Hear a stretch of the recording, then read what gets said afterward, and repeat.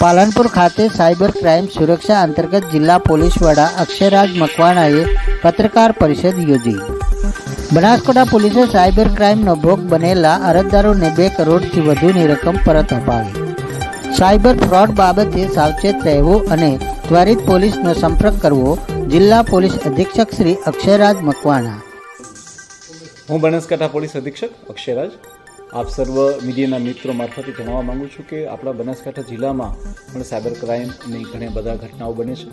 આ જે ઘટનાઓ બને છે તેમાં જે મુખ્યત્વે જે ફ્રોડ હોય છે તેમાં કોઈને કોઈ માણસ જે છે એ કોલ કરી અને ઓટીપીના પાસવર્ડ મોકલવા, કોઈ લિંક મોકલવી, આ ઉપરાંત જે છે OLXની વસ્તુ મારફતે કોઈ કરાવવું, KYCનું ફોર્મ ભરાવવું કે આવી બીજી કોઈ લિંક મોકલી અને અલગ અલગ રીતે આપણા જે માણસો હોય છે કે જે લોકો શિક્ષિત પણ હોય છે ને ઘણા કિસ્સામાં જે લોકો ઓછું ભણતા હોય છે તેમને બી ડરાવી, ધમકાવી અને પોતે કોઈ અધિકારી છે તેઓ બી ખોટો રોષ જમાવી અને હાલના સમયમાં AI ટેકનોલોજીનો યુઝ કરીને ઘણા બધા સાયબર ક્રાઇમના અપરાધો બનતા હોય છે.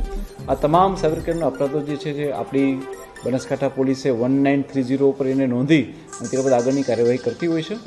હું લોકોને જણાવવા માંગીશ કે તેઓ આ સાયબર ક્રાઇમના શિકારનો ભોગ ના બને.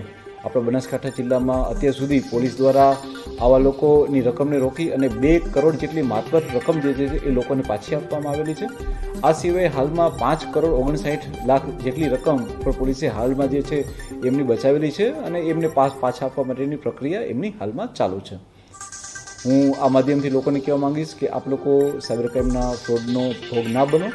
આપ લોકો ખૂબ સાવધાની બરતો અને છતાં પણ જો આપને કોઈ મુશ્કેલી થાય છે અને આપણા સાથે કોઈ ફ્રોડ કરી જાય છે તો આપ 1930 ઉપર કોલ કરશો તો અમે આપની રકમને તો તરત ધોરણે એને ફ્રીજ કરાવીશું અને ત્યારબાદ આપની રકમને પાછા આપવા માટેની અમે તમામ કાર્યવાહી બી કરીશું. Thank you.